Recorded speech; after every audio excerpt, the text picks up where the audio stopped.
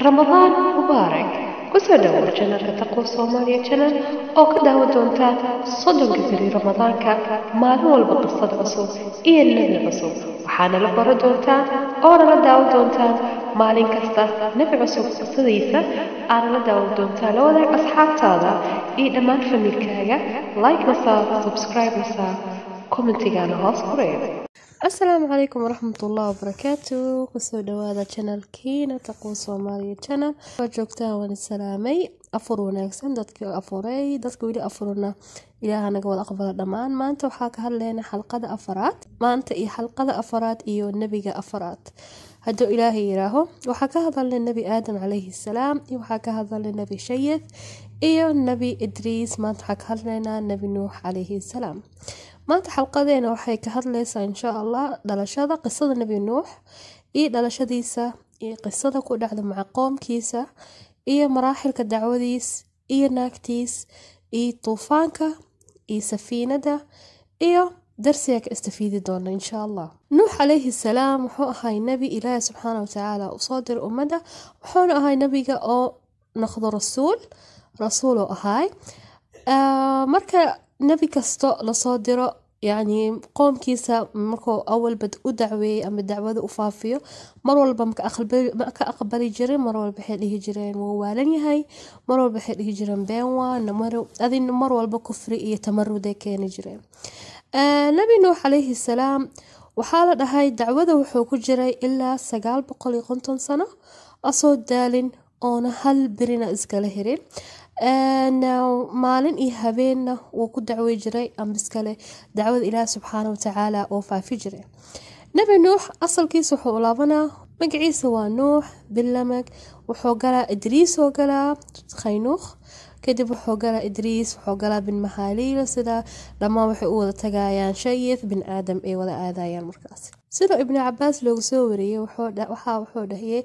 in bayna aadam wa nuux 10 quruun kullaha ala islam nuux iyo aadam alayhi salaam waxa u dhaxaysay 10 qarni u dhaxaysay qisada nuux alayhi salaam dadka aqaawiil keenayaan aqaawiil waxa laga wadaa culimo kasta ambiskale sida loo soo wariyay qof walba si uu fasiray laakiin nuux alayhi salaam wuxuu ku daalay dacwadiisa aad ugu daalay dad waxa dhahayaan wuxuu jiro 50 sano dadna waxay dhahayaan wuxuu jiro 350 sano markuu dacwada bilaabay oo ka bilaabay balad ar-raafidayn mar walbana dadku wuxuu ka alaali jiray ambiskale oo ka waani jiray in Ilaahay subhanahu wa ta'ala kaliisa caabudaan oo sanamka ambiskale wathanka ambiskale asnaamtan la iska dhaafaan Ilaahay shariik ulu sameeynin dacwada nuux qeybooyin badan ay ahayd mar walba dacwooyinkiisa waxa ahaa mashaakil badan qabsaday nabi mashaakil qabsan sida dacwada islaamka maantano sida maanta diinta islaamka u heesano qof nabiyaasha dhan way soo dadaaleen wayna ku soo daaleen wayna ku soo rafaadeen sida maanta diintan fiican oo macaanta badan u helno marka Ilaahay subhanahu wa ta'ala markuu soo diray nabi nuux alayhi salaam aadi dadka oo u waaniyo inay sanamkii inay caabudo inay iska dhaafaan Ilaahay dadkii dhamaay way la dagaaleen waxay dhaheen qof waalan wayna waalan yahay حتى قفكي ugu dhawaay diida dacwada inuu qaato wuxuu dhaheen waa waalantaha oo taas naagtiisa iyo cunugiisa way aamini waayeen wayna la dagaaleen dacwadaasi nuux sida hore u sheegay alayhi salaam maalin iyo habeen uu ducay jiray inuu Ilaahay qoomkiisa soo hadeeyo laakiin maalin kasta maalin walba maalinta ku xigta aad u kufri jireen aadina macsiyada ugu badnaa jirtay oo aad ugu soo horjeesteen nuux alayhi salaam qoomkiisa wuxuu dacwada ugu faafinay ambiskale oo mar walba Ilaahay yani hideehay ambiskale nuux alayhi salaam mar walba dacwada oo faafinay waxay ahayd mudadeeda 10 sano ahayd سيدو إله سبحانه وتعالى كتاب كيسا كدهاي ولقد أرسلنا نوحا إلى قومه فلبث فيهم 1000 سنة إلا 50 عاما فأخذهم الطوفان وهم ظالمون فأنجيناه وأصحاب السفينة وجعلناها آية للعالمين سورة العنكبوت آية 5 إنكرادا أنبسكال جحود كقوم نوح قوم نوح سيدا أشهقنا هرتا كو قوم كيسا قوم حو أهاي آد أولبي أنا دعوة سهل كقاضنين أنا سخريات استهزاء yastiin iyo inkiraad ee ku keenay ay la waajaheen. laakiin markay arkeen in dadka fuqara ama dadka ducafa ay aaminayeen way hujuumeen wayna buriyeen. markaas waxaa lagu hadaday ambiska lagu tahdiiday Nuux inay la buri doono iyo dadka aaminaba inay buri doonaan. Nuux markaasoo Nuux calayhi salaam wuxuu u jawaabay in dadkaan masaakiinta ah ay aaminsan yihiin duyuuf Allah yihiin eena Ilaahay subxaanahu wa ta'aala ximaahi gareena ambiska leh ximaahiyo oona يعني قف وح وجيس كريم سيدي آيات على ودهذي قالوا يا نوح قد جادلتنا فأكثرت جدالنا فأتنا بما تعدنا إن كنت من الصادقين. سورة هود آيات صدني لبون. مركز نوح نيد جبي مركي أركين قوم كيس إني مروا البابا عناد إيو حوق نمو تصاير إيو كفر آدي وتصاير مركز نيد جبي. فإله سبحانه وتعالى وحادها وقال نوح ربي لا تذر على الأرض من الكافرين ديارا. سورة نوح آية 20 له. مركز آدي آذا وحناقا بس آدي آذا أمر جود نوح عليه السلام إني قوم كيسة قف كآمن إلا حتى. مركز آية سودكت وأوحي إلى نوح إنه لن يؤمن من قومك إلا من قد آمن فلا تبتئس بما كانوا يفعلون. سورة هود آية صدني لحد. زوجته نوح عليه السلام qofku ugu dhawaayay ahayd sida ka zawjad laakiin iidana dacwada ma qaadanin oo way iidii cunugeedba ma qaadan dacwada Nuux calayhi salaam. Nuux iyo marka doonta ahayd Ilaah subxaanahu wa ta'aala wuxuu ku amray Nuux calayhi salaam inuu doon sameeyo oona ka sameeyo dhulka amba saxrada oona yani horaba loo sameynin. marka Nuux wuxuu qaatay geedaha oo qaatay kadib markii weynaata oo jaraayay sida ugu sameeyo looxaha ambiska akhshaabka oo ugu sameeyo. markaas markii qoomkiisa soo agmaraan oo mar walba bayastiin u fiiri jireen mar walba la hadli jireen. markaas waxay dhihi jireen ninkan waalan sidee doontan uu socohay biyo la'aan iyo wabi la'aan. مركز آية دهدق قال الله تعالى ويصنع الفلك كلما مر عليه ملأ من قومه سخروا منه قال أن تسخروا منا فإنا نسخر منكم كما تسخرون. سورة هود آية صدري سديدات. مركزي أو سنويين أو سمينا يدون تاسي مركز وكان الله يعني إله سبحانه وتعالى أنا مروى بقلبي ودجيجر نوح عليه السلام مكو سفينة أو سمينا سيدا أودها بأعيننا وأوحي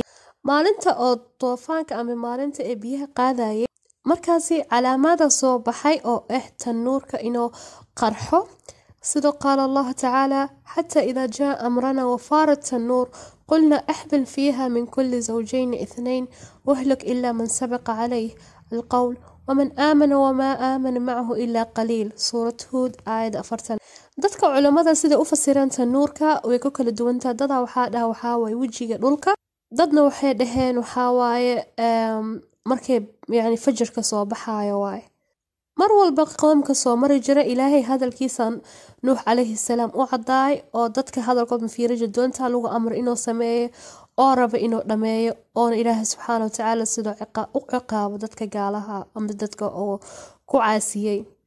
markaas Ilaahay subxaanahu wa ta'aala oo amray in yani dadka ayo wax walba laba ka soo saaro waxayna ahaayeen 80. fadhulkii qarxay markaas roob xoog la soo da'ay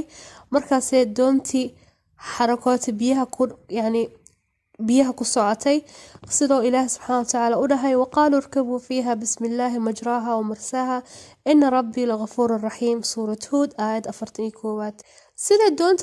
doonta ugu socotay biyaha Ilaah subxaanahu wa ta'aala wuxuu dhahay كأنها جبال inay ahaayeen yani buurar camal ay ahayd sida aayada subxaanahu wa ta'aala Ilaahay u dhahay وهي تجري بهم في موج كالجبال. سورة هود آية 42. markaasoo Nuux calayhi salaam oo u wacay cunugiisa sida u soo kala doonta markaasoo cunugu wuxuu dhahay waxaa aadaa jabal kale aadaa sida biyahan ka badbaado. markaasoo wuxuu dhahay Nuux maanta qof badbaadaysa ma jirto sida aayad Ilaah subxaanahu wa ta'aala u dhahay ونادى نوحا ابنه وكان في معزل يا بني اركب معنا ولا تكن مع الكافرين. markaa arkay cunugiisii asaga inuu cunugana soo koron amba soo soconin markaasoo nuux wuxuu dhahay maanta qof ka badbaadi karta ciqaabka ilaahay ma jirto markaasaa mawjka bas kale biyaha xoogiisa kala labadoodaba kala galay